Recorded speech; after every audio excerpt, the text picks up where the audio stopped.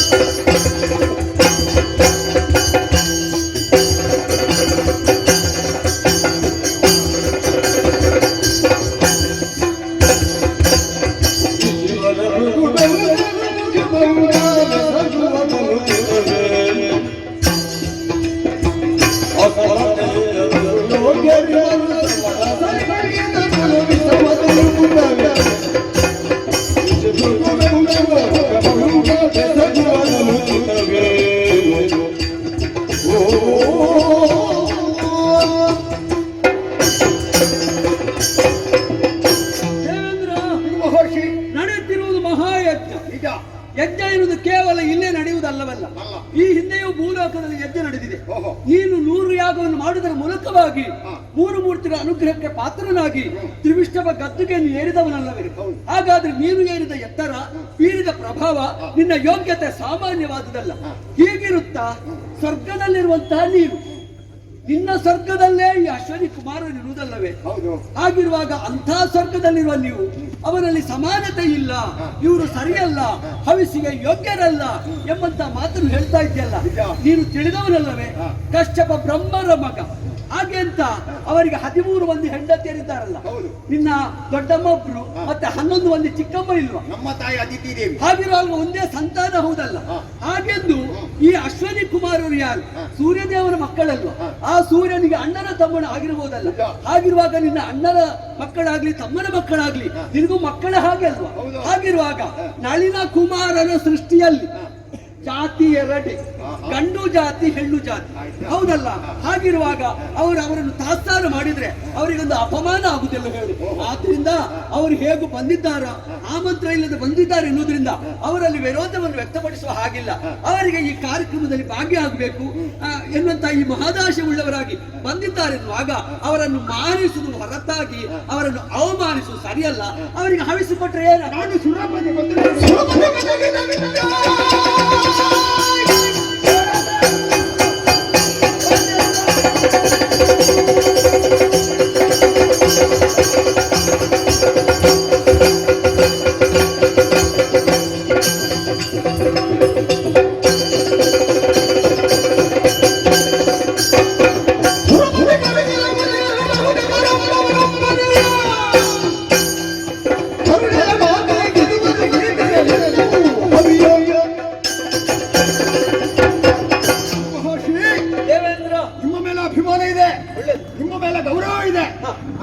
ಯೋಚನೆ ಮಾಡುದು ಕುಳಿತು ಏನು? ನೀವು ಹೇಳಿದ್ದಕ್ಕೆಲ್ಲ ಅಹುದು ಅಹುದು ಅಂತ ಹೇಳಿದ್ದು ಯಾಕೆ? ಹಾ. ನೀನು ನನ್ನ ಪಕ್ಷದಲ್ಲಿ ಮಾತಾಡ್ತಿದ್ದ ಭಾವಿಸಿದ್ದೀನ. ಹಾ. ಇವ ನೋಡಿದ್ರೆ ಈ ಸಭೆಯಲ್ಲಿ ಈಗ ನೋಡುದು ಅವರ ಪಕ್ಷದಲ್ಲಿ. ಅಲ್ಲ, ನಾವು ಧರ್ಮ ಪಕ್ಷ ಹಾ. ಧರ್ಮ ಪಕ್ಷಪಾತಿಗಳಾಗಿ ಮಾತಾಡು. ಯಾಕೆ ಗೊತ್ತುಂಟಾ? ಹಾ. ದೇವರಿಗೆ ಜಾತಿ ಇಲ್ಲ. ಇಲ್ಲ. ಜಾತಿ ಹೀನನ ಮನೆಯ ಜ್ಯೋತಿತಾ ಹೀನವೇ. ಜಾತಿ ವಿಜಾತಿ ಎನಬೇಡ ದೇವನುಳಿದಾತನೇ ಜಾತ. ಜಾತಿ ದೇವರಿಗೆ ಎಲ್ಲರೂ ಮಕ್ಕಳಲ್ವ? ಜಾತಿಯ ವಿಚಾರವಾಗಿ ಹೇಳಿದ್ದಲ್ಲ ನಾನು. ಅಲ್ಲ ಅಲ್ಲ. ಅವರು ಸಣ್ಣವರು ತಾಸಾರ ಮಾಡ್ತಾ ಇದೆಯಲ್ಲ, ಇದು ಸರಿಯೇ? ಲೋಕದ ಅಲ್ಲ, ಅವರು ನನ್ನ ಮುಂದೆ ಚಿನ್ನರೆ ಹಾ. ಚಿನ್ನರೆ ಹಾ. ಯೋಗ್ಯತೆಯಲ್ಲಿ ಕೂಡ ಸಣ್ಣವರೇ. ಸಣ್ಣವರು. ಲೋಕದಲ್ಲಿ ಹಾ. ಒಂದು ಜಾತಿ ಅಂತ ನೀವು ಹೇಳಿದ್ದೀರಲ್ಲ, ಹೌದು. ನಾನು ಯಾವ ಜಾತಿ ಹೇಳುವುದು? ಹಾ. ಧರ್ಮಯುಕ್ತವಾದಂತಹ ಜಾತಿ ಅಂತ. ಹಾ. ನಿಮ್ಮಲ್ಲಿಯೇ ಒಂದು ಪ್ರಶ್ನೆ ಕೇಳುತ್ತೇನೆ. ಏನು? ನಾನು ಹೆಚ್ಚು ಮಾತಾಡುವುದಿಲ್ಲ, ಸಮಯ ಇಲ್ಲ ನನಗೆ ಮಾತಾಡುವುದಕ್ಕೆ. ಹೌದಾ? ಲೋಕದಲ್ಲಿ ಪಟವ ಪಲ್ಲಿದ ಪಾಮರ ಅಂತ ಉಂಟು. ಹಾ. ಅದರಲ್ಲಿ ವ್ಯತ್ಯಾಸ ಇಲ್ವಾ? ಹಾ. ಈ ಉಂಟ ವ್ಯತ್ಯಾಸ? ಪರಿವರ್ತನಾಶೀಲವಾದ ಪ್ರಪಂಚ ಅಂದ ಮೇಲೆ ಹಾ. ವ್ಯತ್ಯಾಸ ಇರಲೇಬೇಕಲ್ಲ. ಇರಲೇಬೇಕು. ಎಲ್ಲರೂ ಒಂದೇ ರೀತಿ ಅಳಿಲಿಕ್ಕೆ ಆಗ್ತದೆ ಹೇಳು? ಆಗುದಿಲ್ಲ. ಅಳತೆ ಮಾಡ್ಲಿಕ್ಕೆ ಆಗುದಿಲ್ಲ. ಈಗ ಭೂಲೋಕದಲ್ಲಿ ಅನುಸರಿಸಿದ್ದನ್ನೇ, ಹಾ. ಭೂಲೋಕದಲ್ಲಿ ನಡೆದು ಬಂದಂತಹ ಹಾದಿಯನ್ನೇ ಹಾ. ನಾವು ಆಚರಿಸುವುದು ಹೌದಾ ದೇವಲೋಕದಲ್ಲಿ? ಹೌದು. ಹಾಗಿದ್ರೆ ನಮ್ಮ ಹಿರಿಯರು ಪೂರ್ವಿಕರು ಹಾ. ಒಂದು ಪರಂಪರೆ ಅಂತ ಮಾಡಿಟ್ಟಿದ್ದಾರೆ. ಹಾ. ಹೌದಾ? ಹಾ. ಪರಂಪರೆಯನ್ನು ಎಂದೂ ಮೀರಿ ಹೋಗುವ ಹಾಗಿಲ್ಲ. ಹಾ. ಅದು ಬುದ್ಧಿವಂತನಾದವನ ಲಕ್ಷಣ. ಹಾ. ಯಾಕಂದ್ರೆ ಮೂರು ಮೂರ್ತಿಗಳೇ ಹೇಳಿದ್ದಾರೆ ಏನು? ಈ ಹಿಂದೆ. ಹಾ. ಕೇವಲ ನಿನ್ನ ಲೋಕದಲ್ಲಿ ನಡೆಯುವಂತಹ ಯಾವುದೇ ಒಂದು ಹೋಮ ಆಗಲಿ ಹವನ ಆಗಲಿ ಎಂಥದ್ದೇ ಆಗಲಿ ಹಾ. ಒಳ್ಳೆಯ ಕಾರ್ಯ ಅದಕ್ಕೆ ಪೂರಕನಾಗಿರುವುದಲ್ಲ. ಹಾ. ಧರ್ಮಯುಕ್ತವಾದಂತಹ ಕಾರ್ಯ ಲೋಕದಲ್ಲಿ ಯಾವುದು ನಡೆಯುತ್ತದೆ ಹಾ. ಅದಕ್ಕೆ ನೀನು ಬೆಂಬಲಿಗನಾಗಿ ಇರಬೇಕು ಇಂದ್ರ ಅಂತ. ಸರಿ. ಹೌದಾ? ಆದ್ರಿಂದ ಆ ಬಂದದ್ದು. ದಾರಿಯನ್ನು ಹಿಡಿದದ್ದು ಹೌದಾ? ಹಾ. ಹಾಗಿದ್ರೆ ಲೋಕದ ನೀತಿ ನಿಯಮ ಇದನ್ನೆಲ್ಲ ಪಾಲಿಸುತ್ತಾ ನಾವು ಇರುವಾಗ ಸರಿ. ಆ ಪರಂಪರೆಯನ್ನು ಉಲ್ಲಂಘಿಸುವುದಕ್ಕಾಗ್ತದ? ಹಾ. ಹಾಗಾಗಿ ಹೇಳುತ್ತಾ ಇರುವುದು, ಹಾ. ನಮ್ಮ ಪಂಕ್ತಿಯಲ್ಲಿ ಕುಳಿತುಕೊಳ್ಳುವುದಕ್ಕೆ ಇರುವ ಅನರ್ಹರು ನಾನು ಜೀವಂತ ಇರುತ್ತಾ ಇರಲಾರೆ. ನೀನು ಪರಂಪರೆಯಲ್ಲಿ ಇದ್ದೀಯಾ? ಮತ್ತೆ ಇರದೆ ಏನು ಹೇಳ್ತಿದ್ದೇವೆ ಅಂದ್ರೆ?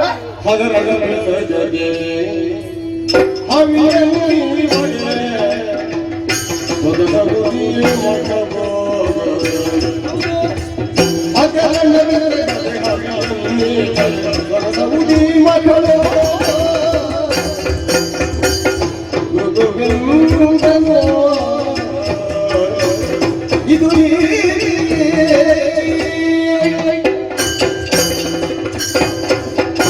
ದೇವೇಂದ್ರ, ಹೇಳುವೋಣಿ. ಪರಂಪರೆ ಹಾ. ಎಂಬ ವಿಚಾರವನ್ನು ಎತ್ತಿ ಹಾಕಿದೆಯಲ್ಲ, ನಿಜ. ಈ ಪರಂಪರೆ ಅಂದ್ರೆ ಏನಪ್ಪ?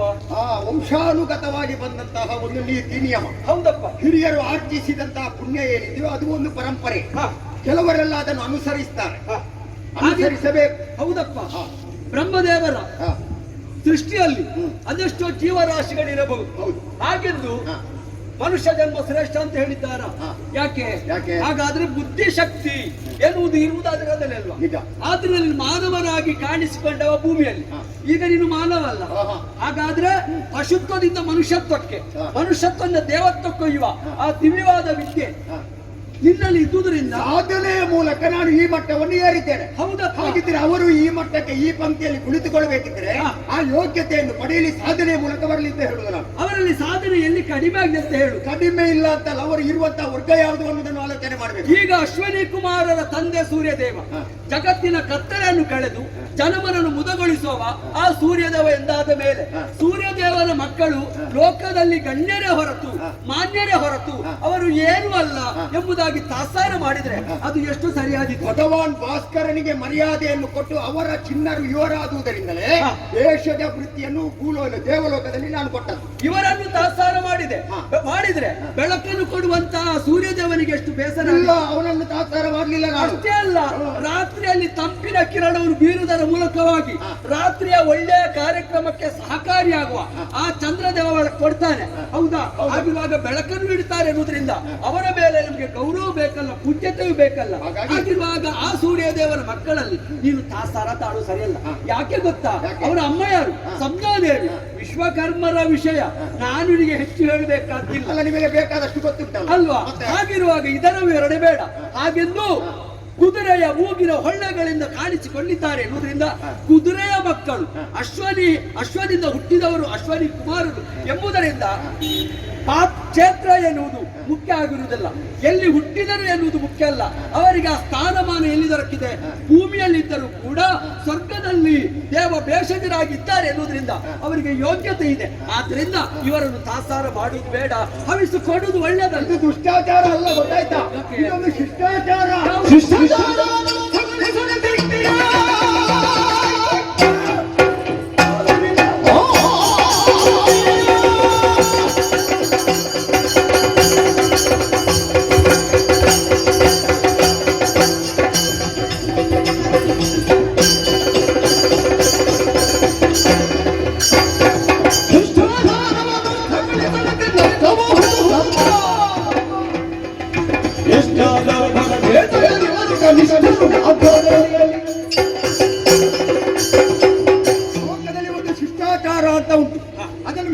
ಮಾಡುವುದಕ್ಕೆ ಯಾವನು ಸಾಧ್ಯ ಆಗುವುದಿಲ್ಲ. ಶಿಷ್ಟಾಚಾರವನ್ನು ನಾವು ಕಷ್ಟಗೊಳಿಸಿದ್ರೆ ಬರುವಂತ ಅನಾಹುತವನ್ನು ಎದುರಿಸಬೇಕಾದಂತಹ ಸ್ಥಿತಿ ನಮ್ಮ ಜೀವನದಲ್ಲಿ ಒದಗಿ ಬಂದಿದೆ. ಶಿಷ್ಟಾಚಾರ ಅಂದ್ರೆ ಒಂದು ಶಾಸ್ತ್ರ. ಶಾಸ್ತ್ರ ತಪಸ್ವೀಕರಿತ ಋಷಿಮುನಿಗಳು ಬಗೆಯಲ್ಲಿ ಕಂಡ ಸತ್ಯವನ್ನು ಶಾಸ್ತ್ರ ಎಂಬುದಾಗಿ ಬರೆದಿದ್ದಾರೆ. ಹೌದಾ? ಆ ಶಾಸ್ತ್ರವೇ ಶಾಸನ. ಹಾಗೆಂದು ಶಾಸ್ತ್ರ ಬೇರೆ, ಇನ್ನೊಂದು ಅನುಕೂಲ ಶಾಸ್ತ್ರ ಅಂತ ಉಂಟು. ಅವರು ಹೇಗೆ ಬಂದಿದ್ದಾರೆ ಅವರು ಅನುಕೂಲಕ್ಕೆ ತಕ್ಕಂತೆ ವ್ಯವಹರಿಸುವವರು. ಅನುಕೂಲ ಶಾಸ್ತ್ರ ಬೇಕಾಗ್ತದೆ ಮುಂದೆ. ಅದು ಯಾವ ಕಡೆಯಲ್ಲಿ? ದೇವಲೋಕದಲ್ಲಿ ಅಲ್ಲ, ಉಳಿದ ಲೋಕದಲ್ಲಿ ಬೇಕಾದ ಹಾಗೆ ವರ್ತಿಸುವುದು. ಅಲ್ಲಿ ಯಾರು ಅಧಿಕಾರಿಗಳು ಇಲ್ಲದಿದ್ರೆ, ಹೇಳುವವರು ಇಲ್ಲದಿದ್ರೆ, ಆಚಾರವಂತರು ನೀತಿವಂತರು ಇಲ್ಲದಿದ್ರೆ ಅನುಕೂಲವನ್ನು ವ್ಯವಹರಿಸಬಹುದು. ಹಾಗೆಂದು ಈಗ ಕೈಗೊಂಡದ್ದು ವರುಣದೇವಲ್ವಾ? ಹಾಗೆಂತ ನಾವಿಲ್ಲಿ ಜಗಳ ಮಾಡಿದ್ರೆ, ಬೊಬ್ಬೆ ಹಾಕಿದ್ರೆ ಈ ಕಾರ್ಯಕ್ರಮ ಹಾಳಾಗುವುದಿಲ್ಲ. ಜಗಳ ಮಾಡಿದ್ದಲ್ಲ, ನನಗೆ ನ್ಯಾಯ ಬೇಕು ಅಂತ. ಲೋಕ ಕಲ್ಯಾಣಾರ್ಥವಾಗಿ ಕೈಗೊಂಡ ಈ ಕಾರ್ಯಕ್ರಮದಲ್ಲಿ ಎಲ್ಲರೂ ಬಂದ್ರೆ ಒಳ್ಳೇದಲ್ವಾ ದೇವೇಂದ್ರ? ಹೌದಪ್ಪ, ಎಲ್ಲವರು ಬರಬೇಕು, ಬರಬಾರ್ದು ಅಂತ ಹೇಳುವುದಿಲ್ಲ. ಅವರು ಬೇಡ ಇವರು ಬೇಡ ಅಂತ ಹೇಳಿದ್ರೆ ಕಾರ್ಯಕ್ರಮ ಹೇಳಿದ್ದೇನಾ? ನಾನು ಬರುವುದು ಬೇಡ ಅಂತ ಹೇಳಿದ್ದೇನಾ? ಆದ್ರೆ ಬಂದ ಮೇಲೆ ಶಿಷ್ಟಾಚಾರ ಹೇಗೆ, ಒಂದು ಸಭೆಯ ನಿಯಮ ಅಂತ ಉಂಟು. ಅದನ್ನು ಯಾವನು ಮೀರಿ ಹೋಗುವ ಹಾಗಿಲ್ಲ. ಈಗ ಒಂದು ಸಭೆಯಲ್ಲಿ ಅಧ್ಯಕ್ಷರು ಕುಳಿತುಕೊಳ್ಳುವುದು ಎಲ್ಲಿ ಎಲ್ಲಿ ಇರುವುದು? ಎಲ್ಲಿ ಪೀಠದಲ್ಲಿ, ಸಭೆಯ ಮಧ್ಯಭಾಗದಲ್ಲಿ ಅಧ್ಯಕ್ಷರು ಕುಳಿತುಕೊಳ್ಳುವುದು. ಆಮೇಲೆ ಉಳಿದವರು, ಅವರಿಗೆ ಸಂಬಂಧಪಟ್ಟವರು ಇಂಥವರೆಲ್ಲ ಕುಳಿತುಕೊಳ್ಳುವುದು ಬೇಡ. ಸಾಮಾನ್ಯ ಒಬ್ಬ ವೈದ್ಯರು ಬಂದಿದ್ದಾರೆ ಅಂತ ಹೇಳಿ ಅವರನ್ನು ಅಧ್ಯಕ್ಷ ಸ್ಥಾನದಲ್ಲಿ ಕುಳಿತುಕೊಳ್ಳಿಸುವುದಕ್ಕಾಗ್ತದ? ಹಾಗೆಂತ ವೈದ್ಯರ ಬೆಲೆ ಏನು ಅಂತ ಭೂಮಿಯಲ್ಲಿ ಗೊತ್ತುಂಟು ಹೇಳಿ? ಅದು ಇಲ್ಲ ಅಂತ ನಾನು ಹೇಳಿಲ್ಲ. ಪ್ರಪ್ರಥಮವಾಗಿ ವೈದ್ಯರ ವಿಚಾರ ಹೇಳಿದ್ದು. ವೈದ್ಯರ ಬೆಲೆ ಗೊತ್ತುಂಟಾದ್ರೆ ಈ ವೈದ್ಯರ ಬೆಲೆ ನಿಮಗೆ ಗೊತ್ತಿರ್ಬೇಕಲ್ಲ. ಹಾಗಾದ್ರೆ ಬೆಲೆ ಏರಿಸಬೇಕು, ಬೆಲೆ ಇಳಿಸಬೇಕು ಎಲ್ಲ ನೀನೇ. ಈಗ ನಮ್ಮ ಕ್ರಮ ಹೇಗೆ? ವೈದ್ಯರು ಒಂದು ಅಧ್ಯಕ್ಷರ ಸ್ಥಾನದಲ್ಲಿ ಕುಳಿತುಕೊಳ್ಳುವ ಕ್ರಮ ಉಂಟಾ? ಇಲ್ಲಲ್ಲ.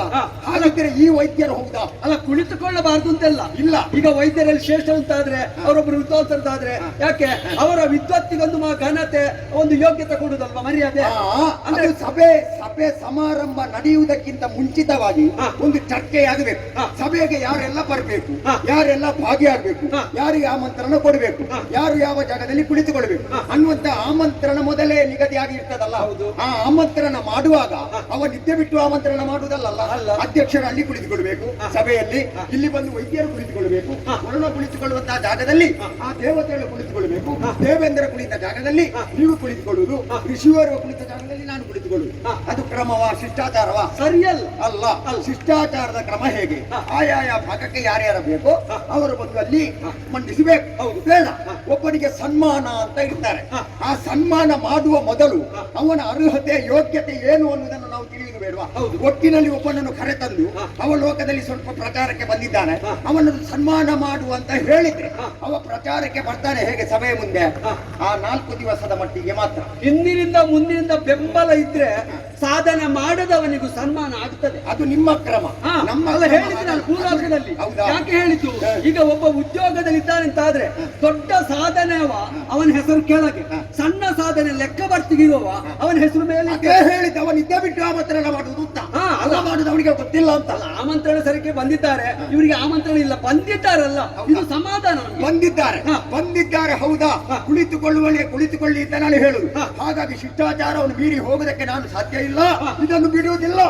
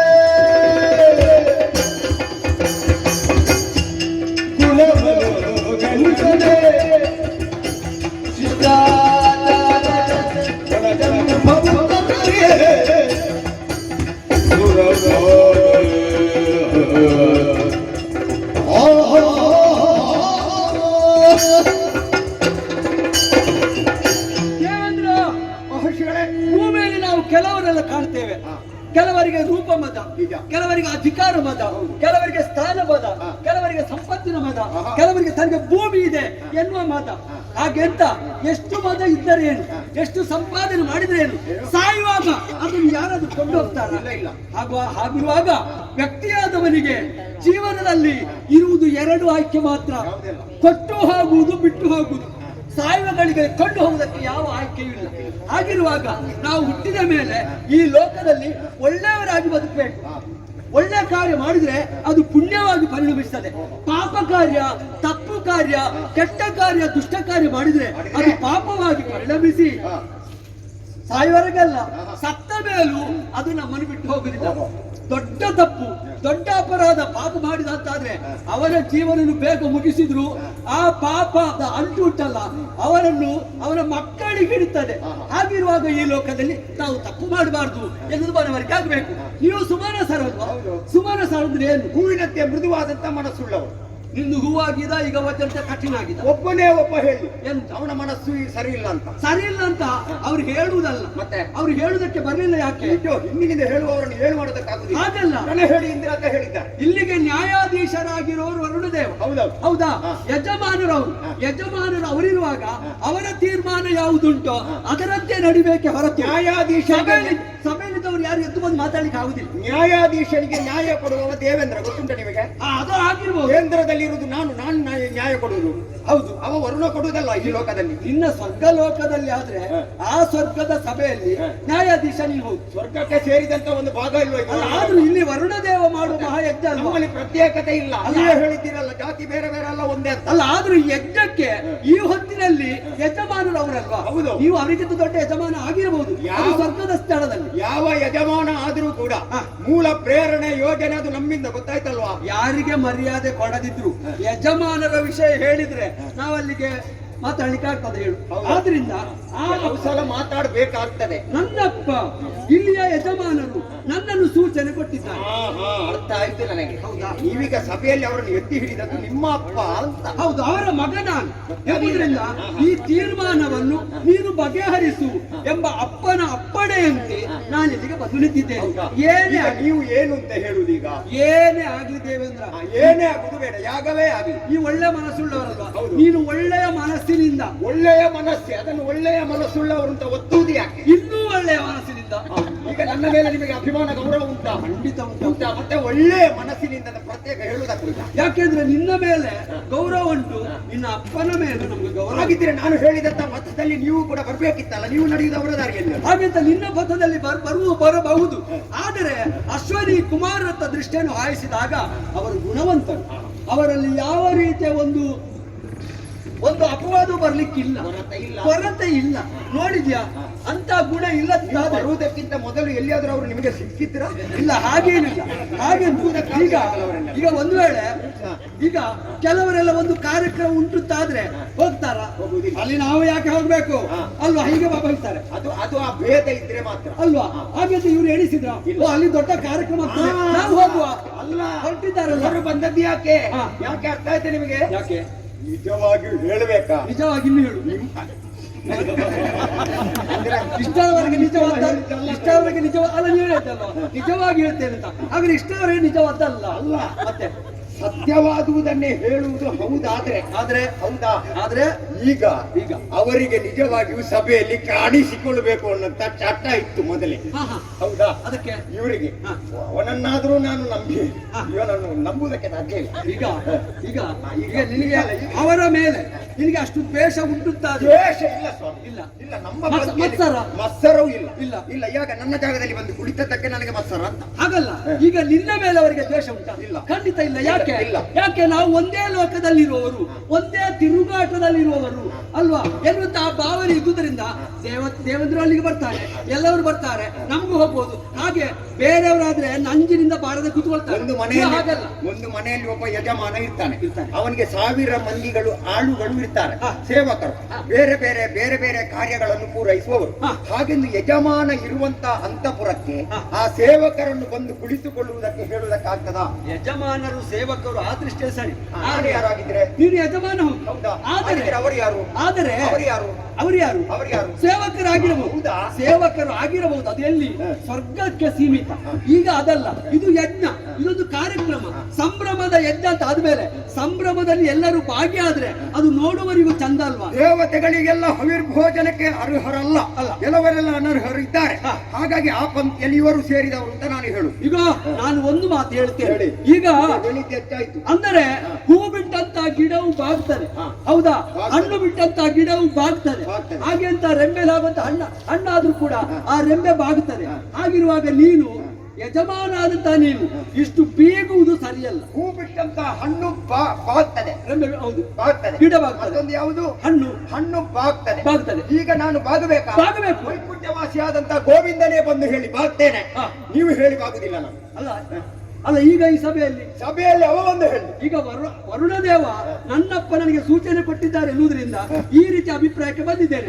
ಬೇರೇನು ಅಲ್ಲ, ನಿನಗೆ ಹವಿಸು ಕೊಡುವಾಗ ಅಶ್ವನಿ ಕುಮಾರರಿಗೂ ಹವಿಸು ಕೊಡಬಹುದು.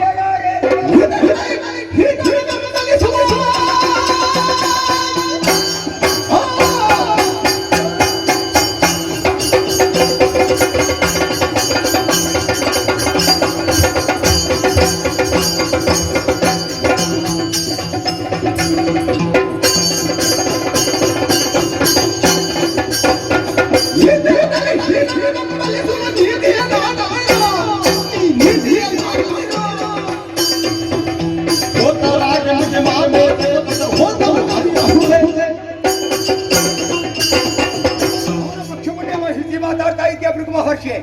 ಈ ರೀತಿ ನೀತಿವಂತರನ್ನು ಅನೀತಿವಂತರನ್ನು ಬೆಂಬಲಿಸುವಂತ ನಿಮ್ಮ ಕ್ರಮ ಹೌದು ಅಂತಾದ್ರೆ ನಾನು ನಿನ್ನನ್ನು ತಿಳಿದದ್ದು ಹೇಗೆ ಬಲೆಯ? ನೀನೊಬ್ಬ ಸಾಮಾನ್ಯ ಹೋತಾರ ಅಲ್ಲ, ಸಾಮಾನ್ಯ ಹೋತ.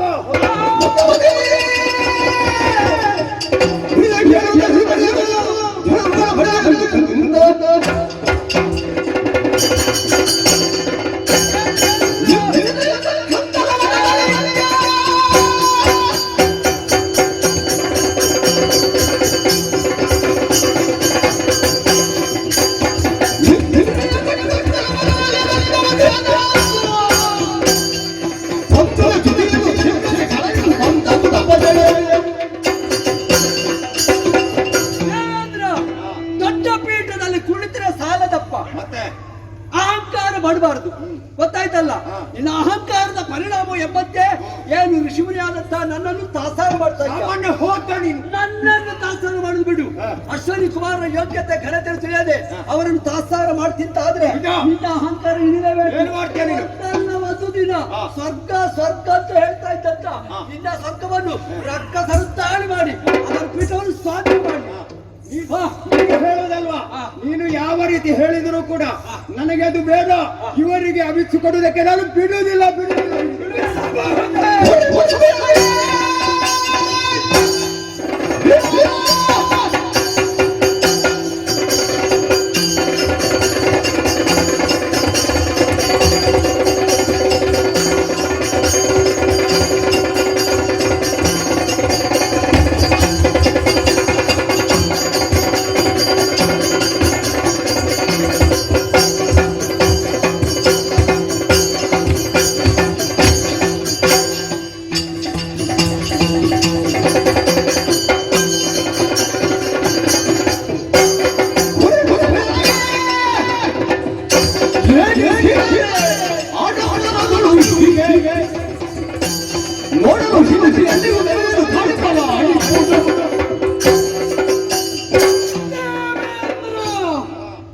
ಇಷ್ಟರವರೆಗೆ ಸುಮ್ಮನೆ ಕುಳಿತಿದ್ದೇವೆ.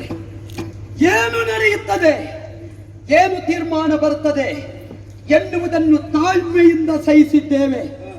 ಎಡೆಯಲ್ಲಿ ಬೊಬ್ಬೆ ಹಾಕಿ ನಡೆಯುವ ಕಾರ್ಯಕ್ರಮವನ್ನು ಹಾಡು ಮಾಡುವ ಹುಚ್ಚು ಕಲ್ಪನೆ ನಮ್ಮ ತಲುವ ಕೆಚ್ಚುಳ್ಳವರು ನಾವು.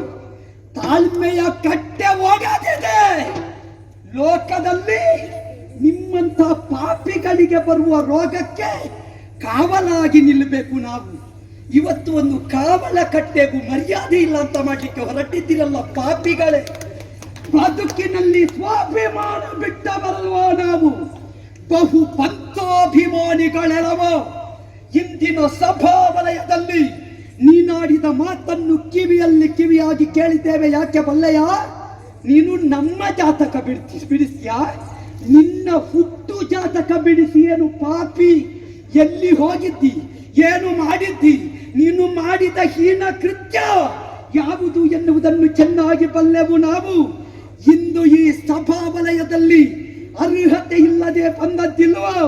ನಿನಗೆ ಹೊಟ್ಟೆ ಉಪ್ಪರಿಕೆ, ಹೋಗಿ ಹೋಗಿ ಭೂಲೋಕದಲ್ಲಿ ತಪಸ್ವಿಗಳು ತಪಸ್ಸು ಮಾಡಿದ್ದು ಹೆಚ್ಚಾದ್ರೆ ನಿನಗೆ ಇಲ್ಲಿ ಒಳಗಿಂದ ಒಳಗೆ ಹೊಟ್ಟೆ ಉಪ್ಪರಿಸುವುದು ಬರ್ತದೆ. ಆವಾಗ ಬರಿಸಿ ಅಶ್ವಿನಿ ದೇವತೆಗಳನ್ನು. ನಮ್ಮ ಮದ್ದು ನಿನಗೆ ಅಶುದ್ಧ ಆಗುವುದಿಲ್ಲ ಪಾಪಿ. ನಿನಗೆ ರೋಗ ಗುಣ ಆಗ್ಲಿಕ್ಕೆ ನಮ್ಮ ಮದ್ದಾಗುತ್ತದೆ. ಲೋಕದಲ್ಲೊಂದು ಮಾತುಂಟು, ಎಲ್ಲಿವರೆಗೆ ಶಿಷ್ಟಾಚಾರ ಅಂತ ಕೇಳಿದ್ರೆ ಬರುವಾಗಲೇ ನೀನು ದೂರ, ಅವ ಹಾಕಿದ್ದು ಇವನಿಗೆ ಹೆಕ್ಕಿಕೊಳ್ಳಿಕ್ಕೆ ಆಗುತ್ತದೆ, ಇವ ಮುಟ್ಟಿದ್ರೆ ಆಗುವುದಿಲ್ಲ. ಮಾತ್ರ ಅಲ್ಲ, ನಮಗೆ ಅವ ಮಾಡಿದ್ದಾಗುವುದಿಲ್ಲ, ಅವ ತಂದು ಕೊಟ್ಟ ಸಾಹಿತ್ಯ ಆಗುತ್ತದೆ, ಮಾಡಿದ್ರೆ ಮಾತ್ರ ಆಗುವುದಿಲ್ಲ. ಇಂತಹ ದುರ್ಬುದ್ಧಿಯ ಪ್ರಪಂಚದಲ್ಲಿ ಒಂದು ಮತವನ್ನು ಒಂದು ಧರ್ಮವನ್ನು ಗ್ಲಾನಿಗೊಳಿಸುವುದು. ಪ್ರಚಾರಕ್ಕೆ ಬಂದದ್ದು ನನ್ನ ಜೊತೆ, ನಿನ್ನ ಸಭೆಯಲ್ಲಿ ನಿನ್ನ ಜೊತೆಯಲ್ಲಿ ಅಲ್ಲ, ನಿನ್ನಂತ ಅಯೋಗ್ಯ ನಾಯಕರು ಇನ್ನಾದರೂ ಅರ್ಥ ಮಾಡಿಕೊಳ್ಳಬೇಕು ಲೋಕ ವ್ಯವಸ್ಥೆಯ ಬಗ್ಗೆ. ವರ್ಣಾಶ್ರಮ ಅಂದ್ರೆ ಏನು? ಬ್ರಾಹ್ಮಣ, ಕ್ಷಾತ್ರಿಯ, ವೈಶ್ಯ, ಶೂದ್ರ, ಬ್ರಹ್ಮನ ಮುಖದಿಂದ, ಬ್ರಹ್ಮನ ಭುಜದಿಂದ, ಬ್ರಹ್ಮನ ಹೊಟ್ಟೆಯಿಂದ, ಬ್ರಹ್ಮನ ಪಾದದಿಂದ ಬಂದದ್ದು. ವೈಶ್ಯ ಕಡಿಮೆ ಅಲ್ಲ, ಶೂದ್ರ ಕೆಳಗೆ ಅಲ್ಲ, ಬ್ರಾಹ್ಮಣ ಮೇಲೆ ಅಲ್ಲ, ಬಹುಜ ದೊಡ್ಡವನಲ್ವೋ. ಸ್ವಲ್ಪ ಇನ್ನಾದ್ರೂ ಕಲಿ. ಸುಮ್ಮನೆ ಕೂತು ಹೀಗೆ ಕೂತುಕೊಳ್ಳುವುದಲ್ಲ. ಒಬ್ಬ ನಾಯಕನಾದವನು ಏನೆಲ್ಲ ತಿಳಿಬೇಕು ಗೊತ್ತೇನೋ? ಆಧ್ಯಾತ್ಮ ಗೊತ್ತಿರಬೇಕು, ಧಾರ್ಮಿಕತೆ ಗೊತ್ತಿರಬೇಕು, ಶಾಸ್ತ್ರ ಗೊತ್ತಿರಬೇಕು, ಸಂವಿಧಾನ ಗೊತ್ತಿರಬೇಕು, ಅನುಷ್ಠಾನ ಗೊತ್ತಿರಬೇಕು ದೇವೇಂದ್ರ. ಆವಾಗ ಮಾತ್ರ ಸರ್ವಸಮರ್ಥ ನಾಯಕನಾಗುವುದಕ್ಕೆ ಸಾಧ್ಯ. ಸುಮ್ಮನೆ ಎತ್ತರದಲ್ಲಿ ಕೂತುಕೊಂಡ್ರೆ ಸಾಕಾಗುವುದಿಲ್ಲ. ಎತ್ತರದಲ್ಲಿ ಕೂತವನು ಪ್ರತಿಯೊಬ್ಬನು ಒಪ್ಪುತ್ತಾನೆ ಎನ್ನುವುದರ ಅರ್ಥ ಏನು ಬಲ್ಲೆಯ? ಅಷ್ಟು ತಿಳುವಳಿಕೆ ಉಂಟು. ತನ್ನ ಕ್ಷೇತ್ರವನ್ನು ವಿಶ್ವಗುರುವಾಗಿಸುವ ಮಾನ್ಯತೆ ಉಳ್ಳವನನ್ನು ಮಾತ್ರ ಪ್ರಪಂಚ ಮಹಾನಾಯಕ ಅಂತ ಒಪ್ಪುತ್ತದೆ. ಅಂತಹ ಅರ್ಹತೆಯನ್ನು ಕಾಣಿಸುವ ವ್ಯವಸ್ಥೆ ಮಾಡು ನೀನು. ಬದಲಾಗಿ ಒಬ್ಬನನ್ನು ಕೀಳು, ಒಬ್ಬನನ್ನು ಮೇಲು ಅಂತ ಕಾಣಬೇಡ. ಬ್ರಾಹ್ಮಣ ಅಂದ್ರೆ ಏನು ಬಲ್ಲೆಯ? ಧರ್ಮದ ಪ್ರಚಾರಕ್ಕೆ ಇರುವವ, ಕ್ಷಾತ್ರಿಯ ಧರ್ಮದ ರಕ್ಷಣೆಗೆ ಇರುವವ, ವೈಶ್ಯ ಧರ್ಮದ ವೃದ್ಧಿಗೆ ಸಂಪದ ವ್ಯಯ ಮಾಡುವುದಕ್ಕಿರುವವ, ಶೂದ್ರ ಧರ್ಮದ ಸೇವೆಗೆ ಇರುವವ. ಧರ್ಮದ ಸೇವೆಗೆ ಇರುವವಲ್ಲ, ನೆನಪಿಟ್ಟುಕೋ. ನಮ್ಮ ಧರ್ಮದ ಸೇವೆ ತಿಂದು ತಿಂದು ಪಾಪಿಗಳೇ ನಿಮಗೆ ಇಷ್ಟ ಆಗಿದೆ. ಸೇವೆ ಅನ್ನುವಲ್ಲಿ ನಮಗಿರುವ ಭಾವ ಏನು ಬಲ್ಲೆಯ? ದುಡಿಮೆಗೆ ಸಿಗುವ ವೇತನಕ್ಕಿಂತ ಸೇವೆಗೆ ಸಿಗುವ ಪ್ರಸಾದ ದೊಡ್ಡದು ಅಂತ ದುಡಿಯುವುದು ನಮಗೆ ಯಾವುದು ಆಗುತ್ತದೆ? ನಾವು ಸೇವೆ ಮಾಡಲಿಕ್ಕಿರುವವರು ಏನು ನಮ್ಮ ದೌರ್ಬಲ್ಯ ಅಂತ ಭಾವಿಸಿದ್ಯಾ? ಈ ವೃತ್ತಿ ಎನ್ನುವುದು ಪ್ರತಿಯೊಬ್ಬನಿಗೂ ಬದುಕಿನ ಅಚ್ಚುತನ ಸಾನ್ನಿಧ್ಯದ ಸ್ತುತಿಕರಣ. ಒಬ್ಬ ಏನು ಕೆಲಸ ಮಾಡ್ತಾನೆ, ಒಬ್ಬ ದೊಡ್ಡ ಕೆಲಸ, ಒಬ್ಬನದ್ದು ಸಣ್ಣ ಕೆಲಸ ಹೇಳಲಿಕ್ಕಿಲ್ಲ. ಅವನವನ್ನು ಮಾಡುವ ಕೆಲಸ ಅವನವನ ದೇವರಿಗೆ ಮಾಡುವ ರಂಗ ಪೂಜೆ ಕಣ.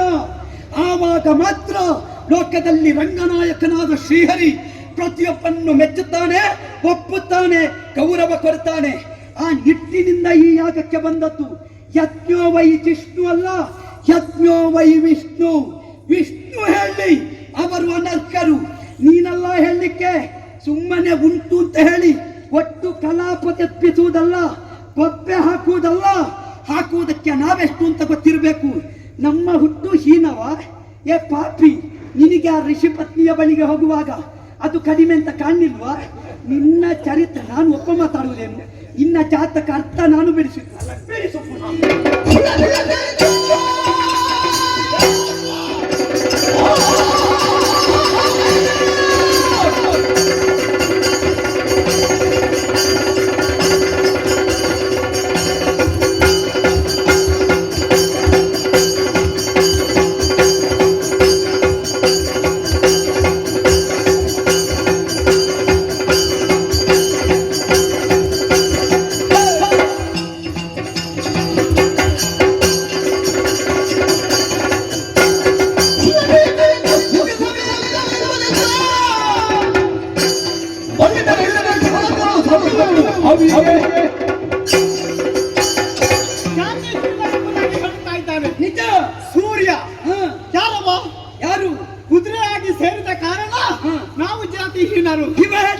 ಪಾಪಿ ಕುದುರೆಗೆ ಹುಟ್ಟಿದ್ದು ಅಂತ ಈ ಮಹಾವಿಷ್ಣು ದೇವರು ಮೀನಾಗ್ಲಿಲ್ವಾ? ಇರ್ಲಿ ಆ? ಕುದುರೆ ಆಮೆ ಆಗ್ಲಿಲ್ವಾ? ಅಲ್ಲ. ಆವಾಗ ಇವನಿಗೆ ಗೊತ್ತಿತ್ತು ಆರತಿ ಮಾಡ್ಲಿಕ್ಕೆ. ಕುದುರೆ ಆದ್ರೂ ಅಂತ ಇಟ್ಟುಕೊಳ್ಳುವ. ಇವ ಆರತಿ ಮಾಡ್ಲಿಕ್ಕೆ ಆದಿತ್ತು ಬಿಟ್ಟರೆ ಬೇರೆ ಯಾವುದಕ್ಕೂ ಆಗಲ್ಲ. ಅದಲ್ಲ ಅಣ್ಣ, ಕುದುರೆ ಆದ್ರೂ ಎಂಬುದಾಗೆ ಇಟ್ಟುಕೊಳ್ಳುವ. ಇಂದ್ರಾಧಿಪತಿ ದೇವತೆ ಯಾರು? ಅಭಿಮಾನಿ ದೇವತೆ ಯಾರು? ಇವ ಅಲ್ವಾ? ಕುದುರೆಯಾಗಿ ಸೇರುವಾಗ ಇವ ಶಕ್ತಿ ಕೊಟ್ಟದ್ದು ಯಾಕೆ? ಯಾಕೆ? ಇನ್ನೊಂದು ತಪ್ಪು. ಆ ಬಳಿಕ ಹೇಳಿದ್ದೆ, ನನ್ನಿಂದ ಸಣ್ಣವರಲ್ಲ, ನಿನ್ನಿಂದ ದೊಡ್ಡವರೇ. ನಿನ್ನ ಅಪ್ಪನನ್ನು ನೀನು ಒಪ್ಪಿಕೊಳ್ಳುವುದಿಲ್ವ ದೊಡ್ಡ ಅಂತ? ಗುರುವನ್ನು ಒಪ್ಪಿಕೊಳ್ಳುವುದಿಲ್ವಾ? ಶಿಷ್ಟಾಚಾರವ ಎಂತದು ಕನಿಷ್ಠಗೊಳಿಸಲಕ್ಕೆ ಭ್ರಷ್ಟಾಚಾರಬಹುದು. ಇವನಷ್ಟು ದೊಡ್ಡ ಭ್ರಷ್ಟಾಚಾರಿಗಳು ಲೋಕದಲ್ಲಿದ್ದಾರೆ. ಯಾಕೆ? ಇವ ಹೇಳುವುದು ನಮಗೆ ಶಿಷ್ಟಾಚಾರದ ಮಾರ್ಗ. ಅಣ್ಣ, ಇವನ ಅಪ್ಪನ ಹಾಗೆ ನಾವು ಯಾಕೆ? ಇವ ಎಷ್ಟು ಯಾಗದ ಕುದುರೆಯನ್ನು ಅಪಹರಿಸಿದ್ದಾನೆ ಇವನ ಜಾಗ ಉಳಿಸಲಿಕ್ಕೆ. ಹೌದು. ಯಾರ್ಯಾರ ಶೀಲವನ್ನು ಅಪಹರಿಸಿದ್ದಾನೆ ಇವನ ಸ್ಥಾನ ಭದ್ರತೆಗೆ. ಯಾರ್ಯಾರನ್ನು ಕೆಳಗೆ ಇಳಿಸಿ ಇವ ಮೇಲೆ ಹೋಗಿದ್ದಾನ. ಇವನಿಗೆ ಗಟ್ಟಿಯಾಗಿ ಒಂದು ಪೀಠದಲ್ಲಿ ಕೂತ್ಕೊಳ್ಳುವ ಸಾಮರ್ಥ್ಯ ಉಂಟ. ಬಂದಾಗ ಇವ ಓಡು. ಹೌದೌದು. ಮತ್ತೆ ದೇವರಲ್ಲಿ ದೂರಿಡು. ಯಾರ್ಯಾರು ಬಂದು ಇವನಿಗೆ ಸೇವೆ ಮಾಡಿ ಒಂದು ಮಾತು ಹೇಳ್ತೇನೆ ತಮ್ಮ, ಇವ ಪೀಠದಲ್ಲಿ ಇಷ್ಟು ಸಮಯ ಕೂತದ್ದು ಯಾರ್ಯಾರ ಬೆಂಬಲವಿಲ್ಲ. ಹೌದು. ಹಾ. ಇವ ನಮ್ಮವ ಎಂಬುದಾಗಿ ಬೆಂಬಲ ಕೊಟ್ಟವರಿದ್ದಾನೆ. ನಿಜ. ಈಗ ಇವನ ತಲೆಗೆ ಕೈ ಹಾಕಿ ಮಾತಾಡುವವರು ಯಾರೆಲ್ಲ? ಒಬ್ಬ ಗುರು, ಒಬ್ಬ ತಂದೆ, ಆ ಬಳಿಕ ನಾವೇ.